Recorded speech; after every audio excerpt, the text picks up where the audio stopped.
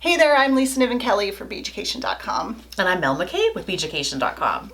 We just shot this great class over on Facebook Live, our Beaducation Live show, but we've edited it and archived it here for you to watch.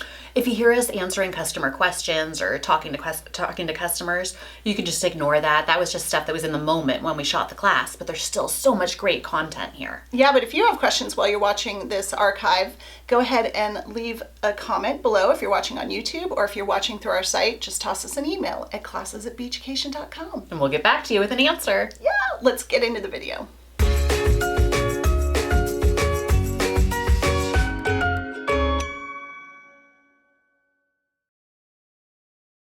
I've got a couple things that I'm going to rivet for you. This one is already riveted. This is just something I was playing with. I don't know what I'll do with it. Maybe poke a hole. Truth be told, this back plate here had bad stamping on it, so I beat the heck out of it with the peened edge of my chasing hammer. Just beat the heck out of it. It was kind of awesome.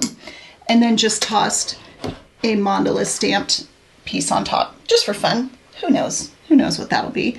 But I'll show you that they're like super tight put together. And this was made with a wire rivet. So you can see the tiny little nail head there and there.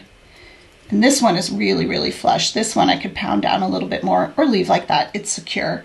So what you're going to need to do, and what we're going to do right now, is kind of mushroom out the wire on both sides, a little bit at each time, to form the rivet heads.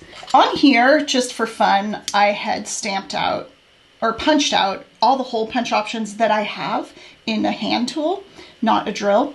And I have the 1.25, 1.5, 1.8 and punch pliers. And then screw down, the silver side is 1.6 and the other side is 2.3, and that relates to millimeters.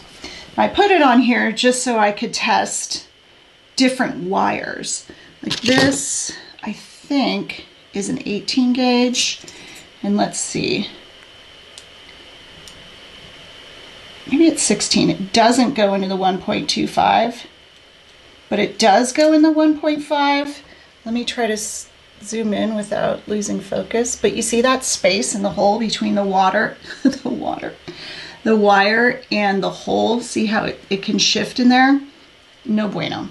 So if I was going to rivet with 16 gauge, I could use my 1.25 punch plier, and then I would have to do some work to remount the hole just a little bit to make this 16 gauge fit super snug. Okay, so let me show you how to do that. So today I'm just going to rivet these two together just for fun. And I've already, well, I can't quite get this wire in. So that's my 14 gauge that I want to work with. So my two options are my round file, which we sell in our set. It's round all the way around. Put it in that hole and just do a little work. Because it's tapered, you're going to want to flip it and do the other side. We have, what do we call it? A bead reamer or a diamond head? I don't know, but it's basically this bit right here comes in a little handheld tool where you can hold it and like spin it. You can also take this bit and put it in a drill. This is diamond bit on it, so it works best to do this in water. It just helps preserve the diamond bits. That should be enough, and you want to stop and keep checking because you definitely don't want to overdo it. Make sense? All right, so 14 gauge, I've been working a little bit on this hole, and there we go, good one. And it's really snug in there. Okay, let's make, I think I already did this one, but let's just make sure. There we go, cool. I like to have about a 0.5 millimeter of wire available for either side of my rivet. So if I was putting this all together, actually, hang on. First things first, if I'm going to do this, I don't want to forget, you want to make sure this end is super, super flush. So I'm going to use a nice flush cutter, cut it really flat. And it has this little teeny pinch on all cutters unless they pass each other. And I'm just going to give it like a quick swipe on my file to make it really flat. So let's see, if I were to string this on and then go in there, press down so I can feel it touching on the bench block. I know this heart, there we go. Okay, I want to make sure everything's flat. It's touching the bench block, and then I'm going to trim this. So because I want 0.5 millimeter for the top and the back, I need to trim this at 1 millimeter. Does that make sense? I fake it and eye it just because I'm stupid. I usually mess it up. I don't know. Maybe that's smart. I don't know. But a trick that Kim St. Jean and then Aisha showed me is you can get something that's 1 millimeter thick and use it as a guide. So I think Kim uses like a credit card as 1 millimeter thick, and Aisha came up with the idea to make these little tiles. So I'm going to put this on here. And because it's 1 millimeter thick, how smart is this? I can go in and just cut right on there to leave the perfect amount. I want to zoom in before I do that so you guys can see it really well. So again, this is 1 millimeter thick. So if I slide it down, hold everything nice and flat, and place my flush cutter against it, I'm holding it so it doesn't fly. Once I have this and I take it off, I'll have that perfect size. So that's 1 millimeter. Make sure that you don't pull it out. If you do, grab it with some chain nose and put it back in. I'm going to do the same thing I did before and just take that little, this isn't a necessary step, I just like to do it. If you have too much of a pinch on there, it can make your rivet a little oval shaped. So of course, if you are orienting something to face a certain way, like if I was like this, my thing would be off because I pinched it weird. So I want to make sure it's exactly where I want it before I start riveting. Because once you rivet, you're going to set it in place. So two things. You can rivet with a traditional riveting hammer. Let me go back out now so we can see some stuff. A riveting hammer or a chasing hammer. I like the chasing hammer better. Again, Aisha had mentioned to me that she prefers that, so I gave it a try and it worked great. I just tap with the peened end and I sort of try to keep it in the middle of the rivet. The rivet is just over 1 millimeter, 1 millimeter wide wire, so it's hard to keep it right in the middle. But keep that in mind because you want the middle to push the wire out to start to mushroom. Or you can use a traditional riveting hammer. These are the frets hammers. We also have 2 other riveting hammers and another chasing hammer that will work great. If you are using a riveting hammer, you want to use this end here and you want to kind of tap at it like, let's say this entire bench block was my wire head, okay? You want to tap at it like this and then shift and tap like this and then shift. Do you see what I'm doing? So that way you're turning it, tap, tap, tap, tap, turn it, tap, tap, tap, tap. So you're not just spreading the wire in one direction and end up again with an oval. So let me show with the chasing hammer. Okay, so I'm going to use the peened edge and I'm going to come in and slightly start to tap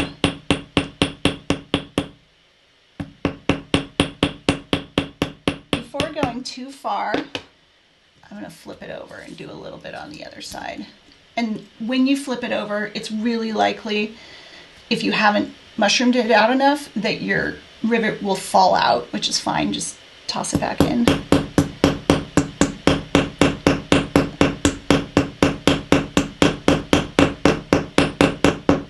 I can see it's mushrooming and see I picked this up and nothing fell. So I've already formed a little head on it. Can you see how there's a slightly mushroomed out spreadage, that's a word, of wire on the top and on the bottom, but there's still some length, so I still have room to do it even further.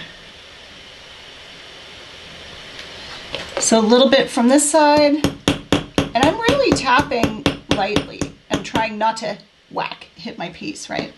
As Kate Richburg says, you're making jewelry, not building houses. Is my favorite. So super light. This is copper, so it's a really soft soft wire so it spreads really easily. I also like to rivet with fine silver. It spreads really easily. I mean, so does sterling. Aluminum spreads really easily, but it sometimes scares me because it's so soft. So once you feel like it's really secure and you have enough of that top wire spread, well, then that's when you're gonna kind of set it. So let's see here. Just checking questions, good. So at this point, I don't know if I still have an opportunity to shift it. If it went off, it's really tight. Oh, there it goes. So again, make sure that nothing shifted, because at one point you're not gonna be able to fix it. So once it's set, I come in with the face of my chasing hammer, and this is one that one of my students abused, so ignore the head, it should not look like that. And just lightly tap down. Notice how softly I'm doing it. I am being deliberate about it. I saw one part of my rivet, one side over here was a little high, so I hit that. All right. Well, that turned out kind of good. So now you can see from the side. Let's try to get that excellent zoom action again. No more wire. I can hit it even harder if I wanted to, like, almost be flush with the piece. You can also then come in and stamp right on that rivet. Wouldn't that be cool? Should we do it? I just want to show you before I mess it up by stamping on it, because I might miss. That'd be horrible. It's okay, I don't care. I'm not ashamed. That looks good. I actually don't even want to mess with it, but why not? While you guys are here. Yeah, Sherry, you asked about aluminum. I think you heard what I just said. It works, yeah, but it's really soft. So you have to go really, really slow. And we sell aluminum rivets. They're awesome. They're really great. We have nail head rivets that are recently added in, and we have round head rivets. I'm going to take this little flower, I don't know if it's in focus there, this flower stamp, and stamp it right on the rivet. Why not? I've got my frets hammer, stamping hammer. Let's get it right on it. I don't know if that's perfectly centered, but I'm going to go for it. Aww, come on now. That's just cute. I wasn't even planning on doing that, but you guys inspired me. So that's good to know, because let's say you have a pattern on here and you don't want the rivet to show. Like, you can incorporate it into your metal. Now, I definitely, like, if I wanted this heart to be stamped, I would not stamp it now. I would have stamped it first. Or the back plate, same, obviously. Stamp it first, then rivet the two pieces together. But I also want to encourage you, when you're practicing, you don't have to rivet two things together. Like, here's just a scrap piece of metal, and I've got the hole here. I think I already reamed it out. Now remember, you want to start with it as flush as possible.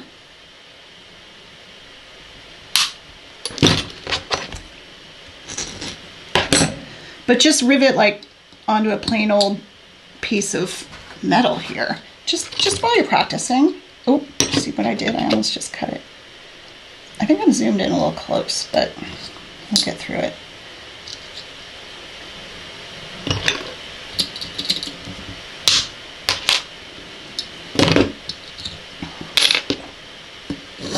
Go a little faster now. I can use the riveting hammer this time if you want. So now that the amount of wire I have there, and I can't pick it up because it'll fall out, is 1 millimeter. So hopefully it will distribute between both sizes as I flip it, or sides, and give me a half on each side.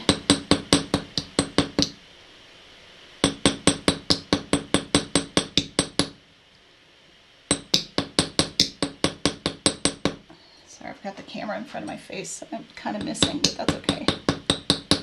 So you see how I'm shifting to spread it evenly.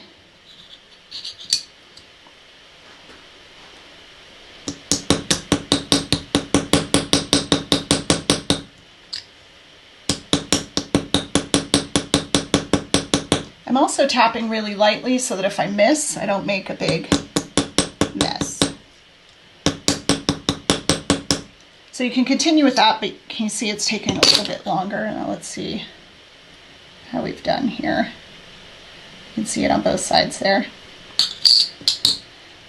So I kind of prefer the chasing hammer. Or maybe, since this is kind of a thick wire, it's not too thick, you could use a heavier riveting hammer. That little guy works great. I mean, don't get me wrong, you could continue on. This used to be the only one that I used. And then once you get it mushroomed out enough, you flip it to the other side and or change to the face of a chasing hammer.